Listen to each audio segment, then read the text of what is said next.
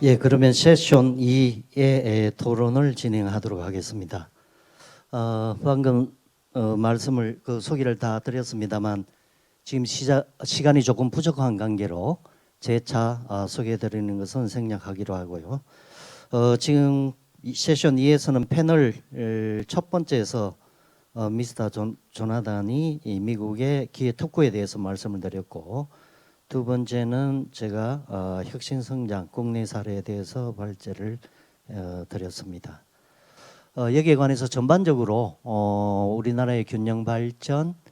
좀 큰 주제를 가지고 생각하시는 부분들을 말씀을 주시면 좋겠고요. 그래서 우선 첫 번째로는 도코자쿠라 선생님께서 조금 일본의 사례를 조금 구체적으로 말씀을 주시기로 했고요. 한 10분 정도에 관해서 도코자쿠라 선생님의 말씀을 듣고, 그 다음에 김요한 지역가인재 대표님, 그리고 이은미 전북바이오 융합산업진흥원장님이 각각 한 7분 정도 선에서 말씀을 주시면 좋겠습니다. 그럼 도코자쿠라 선생님께서 먼저 말씀을 주시면 고맙겠습니다.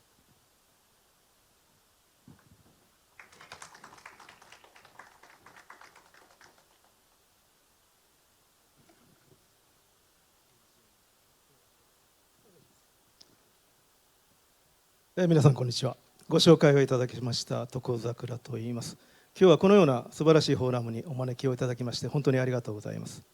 で、今日はですね、徳島サテライトオフィスプロジェクトということで、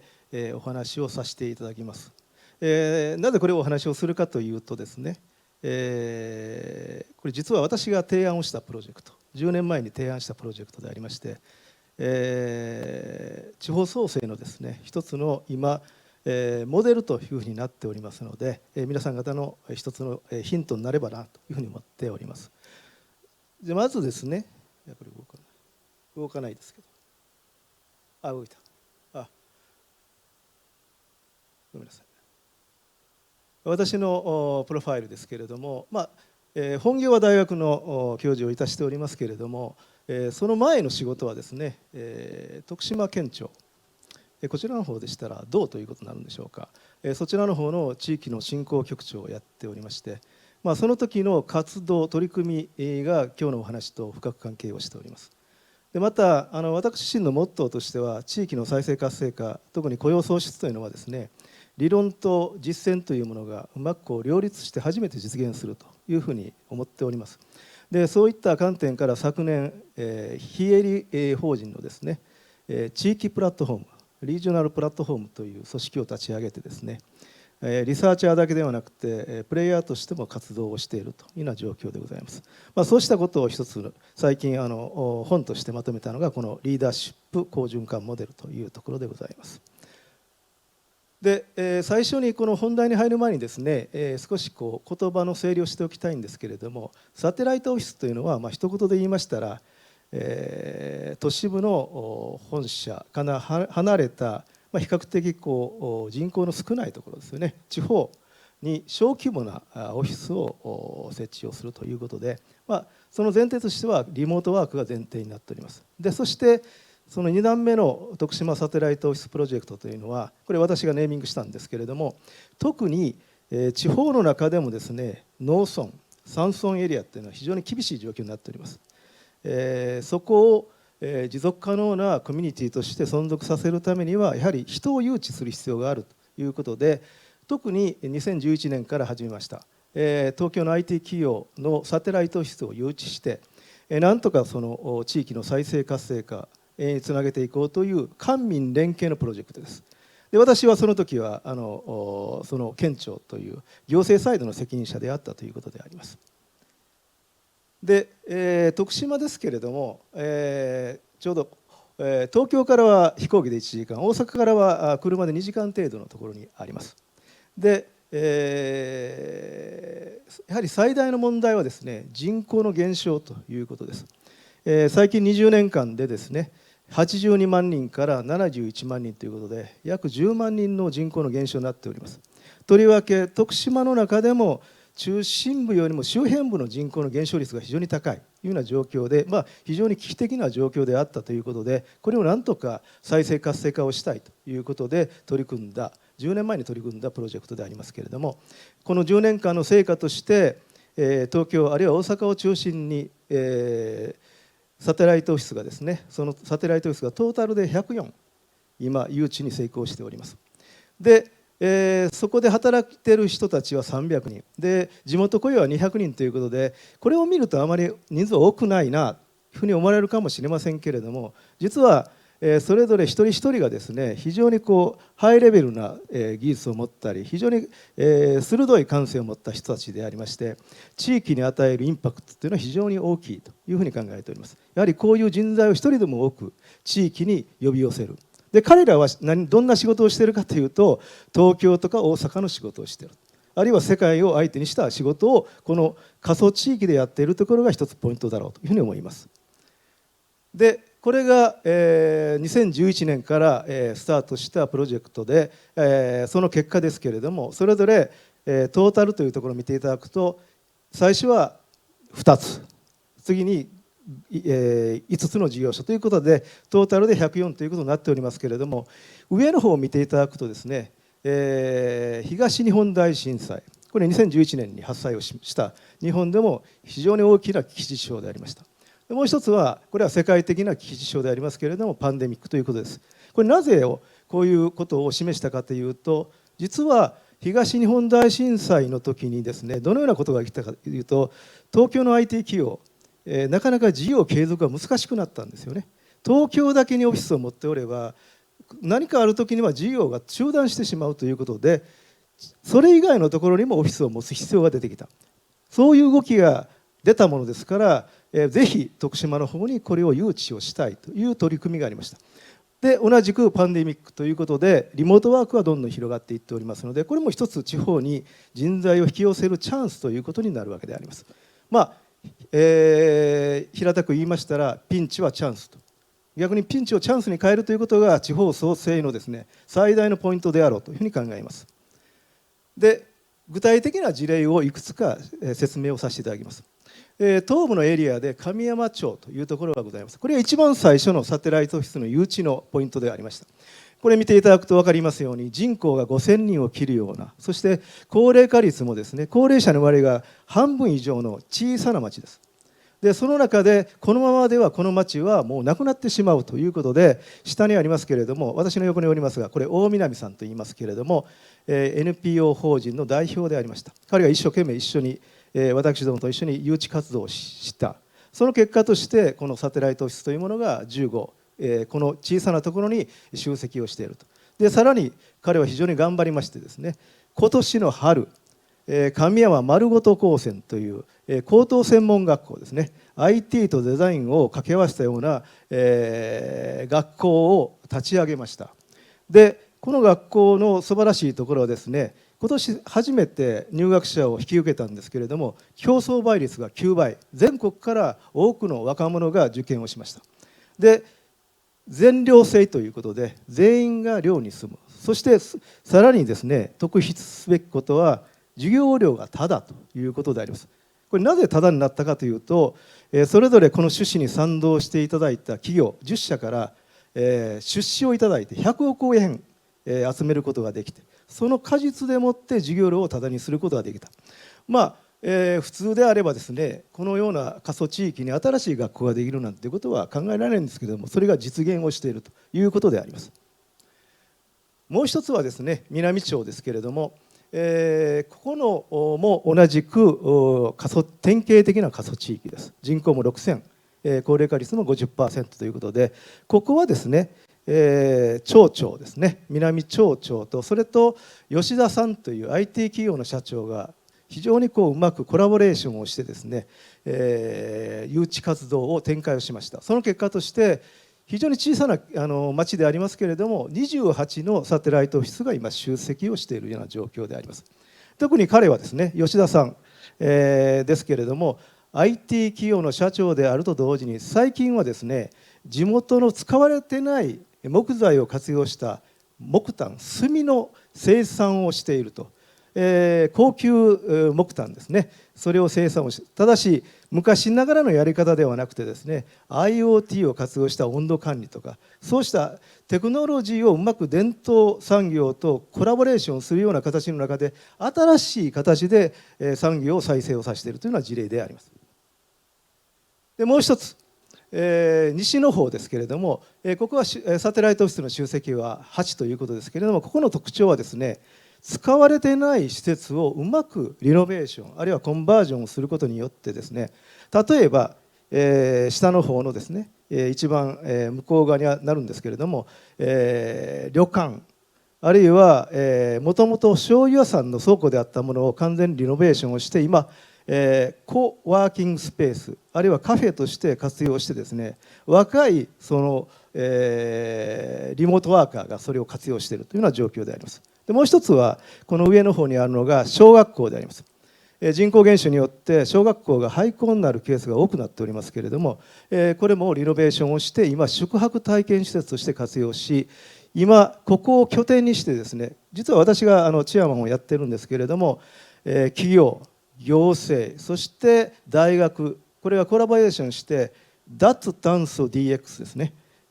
そういうプロジェクトを今やろうとしております。具体的に言いましたら、ソーラーシェアリングというシステムですけれども、スマート農業と脱炭素というものを掛け合わせたような新しい産業を今起こそうとしております。で、なぜこれが成功したのかということで振り返ってみましたら、やはり時代の流れをしっかり捉えるということが非常に重要だったというふうに考えております。先ほど申し上げましたように、東日本大震災あるいはパンデミックということは非常に厳しい状況を我々に与えたわけではありますけれども、同時にですね、新しい働き方暮らし方というものを提示したかというふうに思います。特にリモートワークというのがこれによって大きく進展したというふうに私は思っておりますし、同時にですね、IT エンジニアにしてもデザイナーにしてもですね、働くためにですね、多くのものを犠牲にするんではなくて、生活とやはり働くということのバランスを非常に求めるケースが多くなっております。で、そういった働く環境を提示できないような企業というのはいい人材が取れないというような状況があったということでありますので、そこをですねうまく捉えて展開したのが徳島サテライトオフィスということであります。幸いにしてですね、徳島県というのは非常にいわゆる地方ということでありますけれども、2011年にアナログのテレビから地上デジタル放送に移行する前にですね、全部の過疎地域も含めて全県域にケーブルテレビネットワークを引きました。つまりケーブルテレビネットワークというのはすなわち高速インターネット網ということになります。したがってもう本当にポツンと立っている一軒家においてもインターネットが引かれているということになりますので、そういう意味においてはですね、リモートワークができる環境がそこにあったということであります。で、今なぜこれが増えていっているのかというと、やはり東京と徳島と比べると生活費は圧倒的に徳島は安い。で、通勤時間も東京は普通1時間半2時間当たり前ですけれども、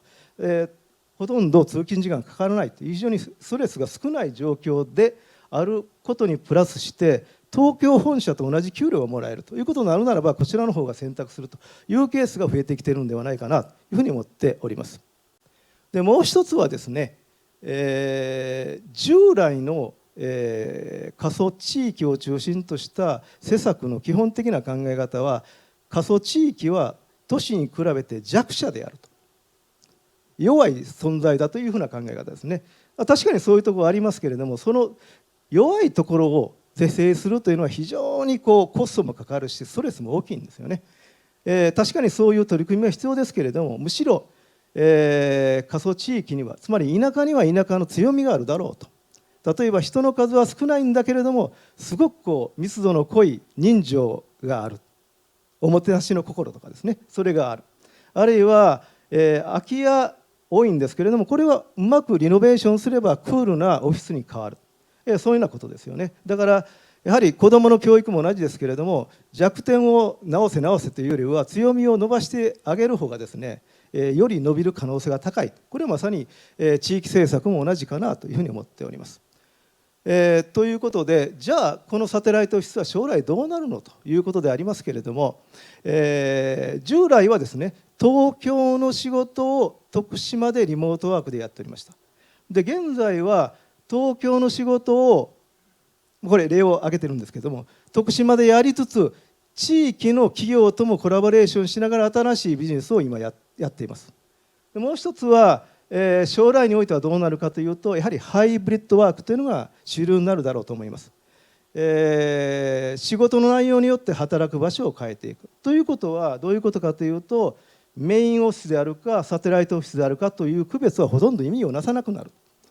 働いているところが一番働きやすいところがそこがオフィスだということですよね。そのもう一つはオープンイノベーションということになるかと思います。一つの企業で新しいビジネスモデルを作り出すような時代はもはや過ぎたというふうに思います。企業、大学、あるいは地域の人たちとうまくコラボレーションしながら社会の課題を解決するような取り組み、先ほど脱炭素 DX と申し上げましたけれども、それの一例です。そういったものが一つ主流になるだろうというふうに私は考えております。したがって、これからの、徳島サテライトプロジェクトの方向性としては、本当に多様な働き方とコラボレーション、これをうまく活用しながら地域の課題をうまく展開している、解決していくようなプロジェクトこそがですね、これからは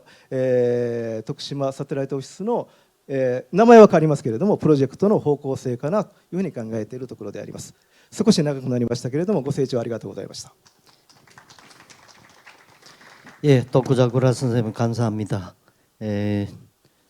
최근 인구 감소가 두드러지고 있는 도쿠시마를 대상으로 해서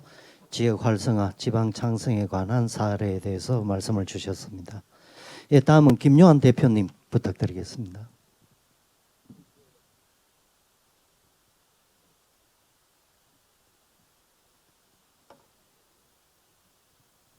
예, 반갑습니다. 예, 지역가 인재 대표 김요한입니다.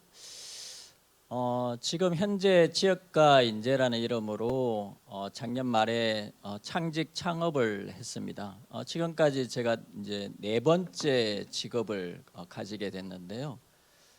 첫 번째 직장은 민간 기업이었고, 두 번째는 이제 공공기관, 세 번째는 지방자치단체에서 공직으로 5년간 근무를 했습니다. 마지막에 제가 근무를 한 것이 대구시에서 우리나라 청년정책 태동기에 청년정책을 만드는 과장으로서 5년간 개방형직으로 근무를 했습니다. 지난 한 25년간 제가 해왔던 일들을 두 단어로 요약하니까 지역가 인재였습니다.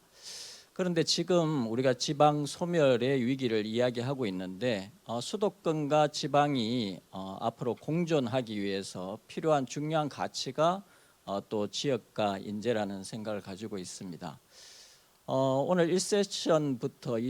2세션까지 두 가지 내용을 살펴보면서 두 개가 완전히 다른 주제가 아니고 상당히 많이 연결되어 있다는 생각을 했습니다. 그리고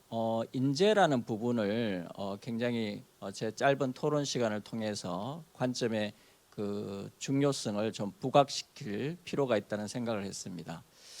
지역에서 보면 인재는 세 가지 측면의 우리 활용과 또 정착의 의미가 있습니다.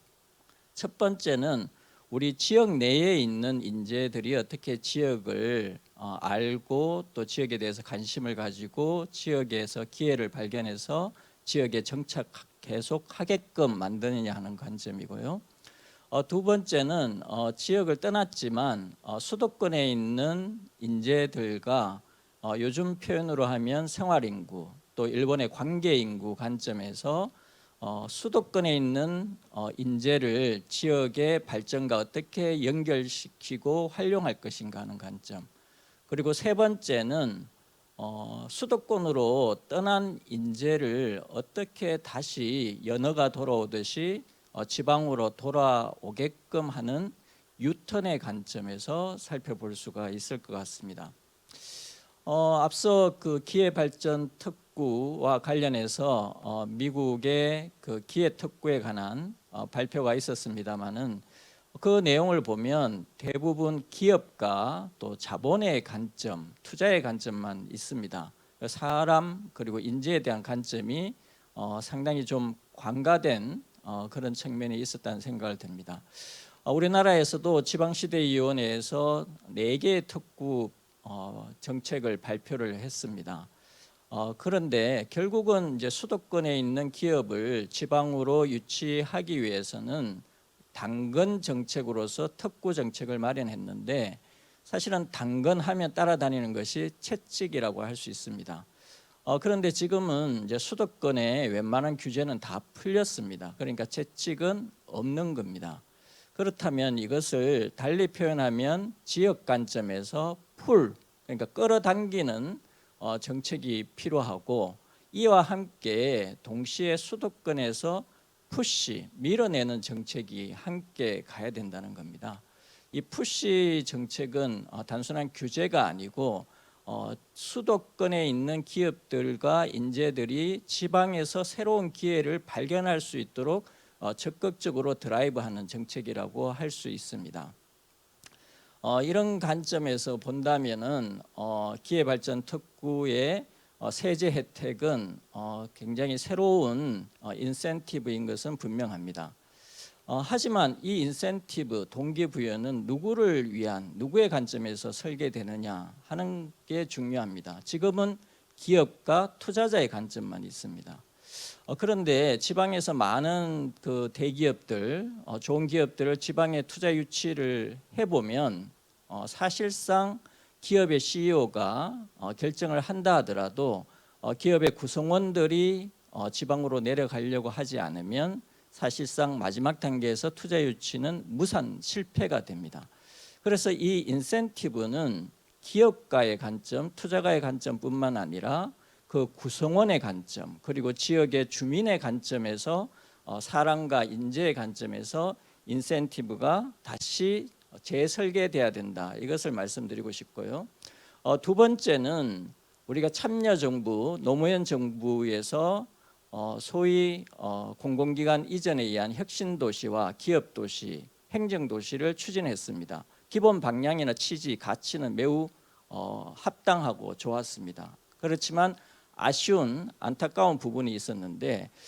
그것은 거의 한 20여 개에 해당되는 특구를 전국적으로 분산했다는 것입니다. 그러다 보니까 소위 규모의 경제가 충분히 살아나지 않았고 수도권과 기량력을 가지는 중력과 매력을, 구심력을 가지지 못했다는 한계가 있습니다. 그렇다면 이제 우리 윤 정부에서 새로 추진하는 이 4대 특구는 어떻게 보면 개별적으로 분산되는 특구가 아니고 기존의 특구 그리고 이 4대 특구 간에도 어떻게 보면 지리적, 장소적으로 중첩 내지 중복될 수 있도록 해서 한 지역에 충분한 규모의 경제와 또 중력 그리고 매력을 가질 수 있는 특구 정책으로 좀 집중될 필요가 있다는 생각이 듭니다. 그래야 핵심 거점이 생길 수 있을 것 같고요. 다만 그럴 경우에는 이 특구 간에 서로 시너지가 날 수 있도록 컨트롤 타워 부분에 대해서는 역할을 명확히 해야 된다 이렇게 볼 수 있습니다. 사실은 이 지역 정책에서 인구 이동이 굉장히 중요한데 특히 청년 인구 이동이 굉장히 중요합니다. 우리나라 청년 인구 이동을 한 문장으로 표현하면 이렇습니다. 청년들은 지방이 답답해서 서울로 떠납니다. 여러 면에서 답답하죠. 그런데 서울로 올라간 청년들은 서울 생활이 팍팍합니다. 경제적으로, 교통, 사회적으로 경쟁이 과잉돼 있거든요. 그러면 이 서울 청년들은 경기도로 갑니다. 그래서 20대 청년은 서울이 블랙홀이지만 30대 청년 인구로 보면 경기도로 다 빠져나가기 때문에 서울도 순유출 도시가 되는 겁니다. 지방이 갑갑한 이유는 첫 번째는 일자리가 없다는 것입니다. 좀 더 정확하게 표현하면 일자리는 많습니다. 예, 중소기업 사장님들이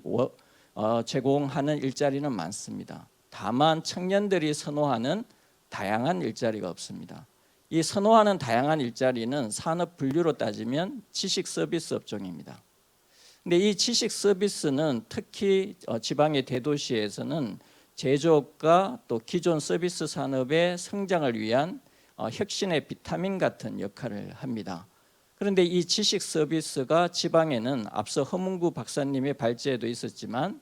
지방에는 혁신 역량을 떨어뜨리는 주요한 원인이 되고 있습니다. 그래서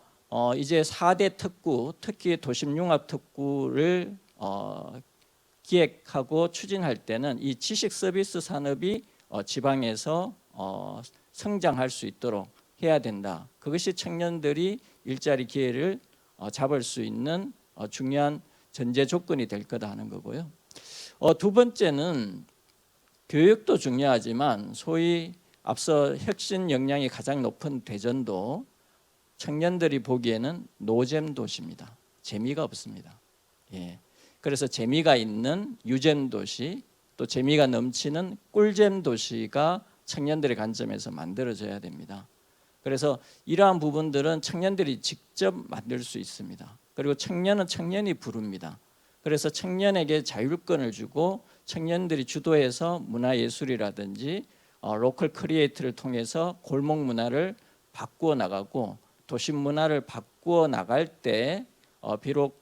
비로소 청년 관점에서 꿀잼 도시가 되는 겁니다. 그래서 이러한 사람 중심 또 청년 중심이 필요하고요. 사실은 대구시에서 2022년도 초에 인재 관점에 허문구 박사님 말씀하신 이제는 사람이 인재가 기업을 만들고 기업을 키우고 기업을 유치하는 관점으로의 패러다임 전환이 필요합니다. 그래서 인재도시 기본 계획을 수립했는데 지자체장 선거로 바뀌어서 정책이 추진을 못됐습니다. 그래서 이러한 관점들이 좀 더 우리가 주목하고 또 확산하고 적용해야 될 관점이 아닐까 이렇게 생각합니다. 감사합니다. 예, 감사합니다. 예, 네 번째 일자리를 가진 만큼 많은 경험들을 대상으로 해서 좋은 말씀 주셨습니다. 감사합니다. 예, 그럼 마지막으로 이은미 원장님 부탁드리겠습니다. 네, 안녕하세요. 전북 바이오융합산업진흥원장 이은미입니다. 맨 마지막에 토론을 하다 보니 앞에서 그동안에 제가 가졌었던 고민들에 대한 이야기들을 많이 담아서 이야기들을 해주셨어요. 그래서 일반적인 이야기보다는 조금 실제적으로 제가 접해 있는 그 산업 현장에서의 이야기를 좀 하는 게 좋겠다 싶어서, 그리고 허문구 우리 소장님께서도 지역에서 진행됐었던 혁신 성장을 통해서 일어났던 지역 산업 활성화 사례를 한번 이야기를 하셨으면 좋겠다고 이야기를 해주셔서요. 그쪽으로 잠깐 정리를 해서 말씀을 드리도록 하겠습니다. 이제 전국의 그 지역 산업의 지역 이제 균형 발전을 위해서 지역의 이제 특화 산업들을 제안들을 또 했었는데요. 전라북도는 이제 여러 산업 중에 농생명 바이오 산업을 이제 주력 산업으로 발전을 시켜왔습니다. 그래서 이제 오랫동안 이 부분에 있어서 역할을 해오던 중에 이제 대기업군 중심으로 이루어지던 이런 그 식품과 관련돼 있던 일반 그 시장 산업이 점점 다양화된 소비자 트렌드의 변화에 따라서 그 틈새가 좀 생기고 시장 영역에서 중소기업들의 영역이 생기게 되어서 이건 지역에서는 아주 좋은 기회가 되었습니다. 그래서 이제 식품 시장 쪽에서 이제 중소기업들이 도전할 수 있는 그 전략들을 세우고, 이러던 중에 또 좋은 기회가 한류와 함께 이제 K푸드가 전 세계적으로 각광을 받으면서 이건 국내를 넘어서 해외 시장까지 진출해 이제 기회가 되는 이런 산업의 구조에 좀 발전하는 이런 상황을 맞이를 하게 되었습니다. 이렇게 이제 산업을 집중을 해서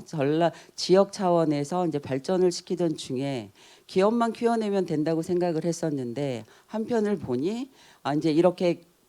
지방의 인력 공급에 있어서 애로가 생기고 이탈화가 되고 이러면서 기업을 유치를 해 올려 하더라도 이제 인력적인 부분이 이것이 가장 이전을 생각하는 기업에서는 큰 고민이 되는 부분을 저희는 또 이제 이것도 해결을 해야 되고, 또 지역 안에서 성장하는 기업들이 제가 이제 사례로 몇 개를 보면 한 몇 억 정도 매출을 시작하던 기업이 지금은 1,000억을 넘고, 그리고 뭐 해외 진출에 아주 대표적인 품목을 가지고 있는 이런 기업들이 있는데요. 이런 기업들이 인력을 지역에서 공급이 원활치 않으니 가장 큰 애로가 저에게 이제 이야기를 하는 게 이제 인력에 대한 부분을 계속 요청을 하게 되는 이런 상황에 이제 만나게 되었습니다. 기업을 분석을 해보니까 그 저희가 이제 바이오 산업이라고는 하지만 바이오 활성 소재적인 부분에 제약과 의약, 기능성 소재 시장은 또 따로 있고요. 일반적으로 큰 틀을 형성하고 있는 이제 식품 사례를 조금 예를 들어서 말씀을 드리고 있습니다. 그 식품 산업 쪽은 어떤 산업 분야보다 고용 유발 계수가 아주 높은 산업입니다. 그러니까 자동화보다는 인력이 더 필요로 하는 이런 생태 구조를 가지고 있는데, 이러한 산업임에도 불구하고 지속적으로 매출 규모 대비 고용률이 다른 산업보다는 고용 개수가 크긴 하지만 점점 줄어드는 추세가 되고 있습니다. 그만큼 사람을 채용하기 힘들고, 또 생산의 공정률을 향상을 시키기 위해서는 자동화시키거나 스마트화하거나 이런 식으로 간다고 하면 기존의 노동력에 필요로 했었던 영역이 좀 기계, ICT 뭐 여러 가지 기반의 응용 기술을 또 겸비한 전문 인력이 필요로 한 이렇게 이제 변화되는 생태계가 되는데요. 일반 노동 인력을 구하기도 쉽지 않은데 또 전문 인력까지면 오늘도 몇 차례 이제 만났을 때 뭐 판교까지다, 기흥까지다, 뭐 이런 이야기들이 있고, 아까 허 대표님 말씀해 주셨던 그 지표 여러 가지도 보면 뭐 대전 그 이상은 뭐 이제 경기 이렇게 선이 자꾸 지어지는데요. 요 안에서 어떻게 기업들의 인력 수급 체계를 안정화시킬 수 있을까, 이런 부분에 이제 고민들을 많이 했었습니다. 또 한편 이러다가 혁신도시가 이전이 되면서 그래도 전북은 또 이 관련해서 기회가 되었습니다. 농진청 뭐 이런 관련된 기관들이 다 오게 되면서 오히려 전라북 도내의 대학 중에 농생명 관련된 학과들은 학생들을 모집하는데 오히려 힘들지 않아지는 상황이 되었다고 합니다. 그러면 이제 전체적으로 보면 뭔가 기회가 자꾸 오는 것 같기도 하고 사이사이 위기가 있는 것 같기도 하죠. 조금 더 이제 정리를 해보면 기회가 왔다고 생각을 했었던 부분에 또 위기가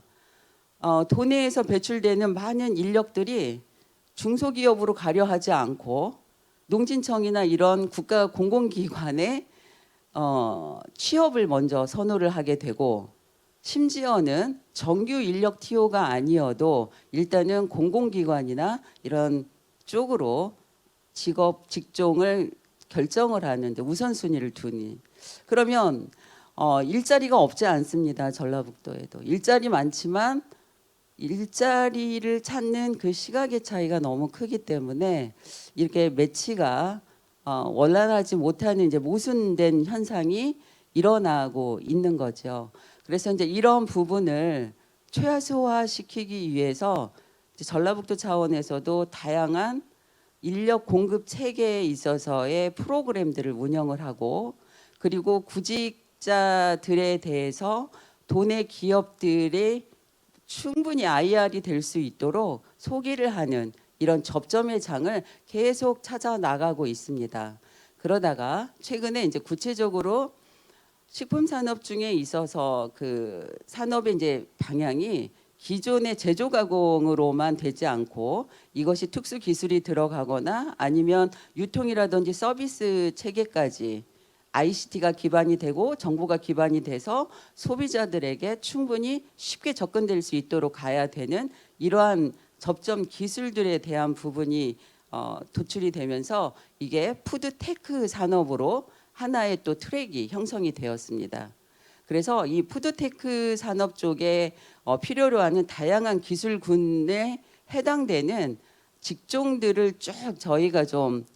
이렇게 섭외를 좀 했습니다. 그래서 사실은 오늘 요 행사 개막식 하고 그리고 이 포럼 하던 사이에 중간에 2시경에 저희가 푸드테크 42 얼라이언스를 출범을 시켰습니다. 여기에 42라고 들어가 있는 부분은 그 프랑스의 ICT 기반 그 인력 양성 체계의 에콜 42, 그러니까 포리투가 가지고 있는 혁신 기반의 상징적인 숫자의 의미가 있는데요. 이걸 전라북도에서 좀 도입을 해서 푸드테크 포리투 얼라이언스 출범을 하고 여기에는 KT, SK 그리고 로봇 관련된 회사, 서비스 유통 관련한 기업들, 풀무원 다양한 기업들 다 좀 포함을 시켜서 서로 협력해서 좋은 인력 양성도 해내고 그래서 이 인력 양성 안에는 푸드테크 계약학과라고 하는 거를 전라북도에는 전북대학교하고 전주대학교가 올해 학과가 신설이 되었습니다. 그 뒤편에 다양한 산업군의 기술을 가지고 있는 기업들이 협력을 하고 그리고 이 기인력들을 활용할 수 있는 기업들에 계속 공급을 하는 형태로 이거를 출범을 시키는 모델을 오늘 착수를 했습니다.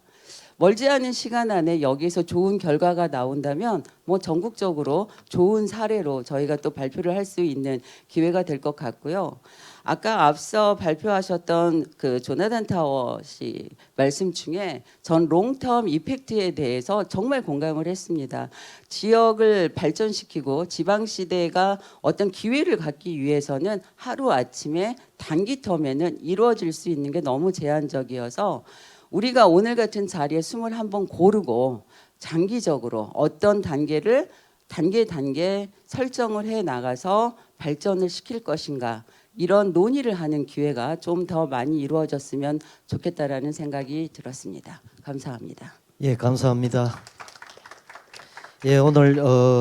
이번 세션에서는 균형 발전이라는 큰 이슈 안에서 지방 창생에 대한 일본 도쿠시마 사례, 그리고 바이오 식품 산업에 대한 전북 사례, 그리고 청년 정책에 대해서 토론을 했습니다. 이번 세션의 토론을 마치도록 하겠습니다. 예, 감사합니다.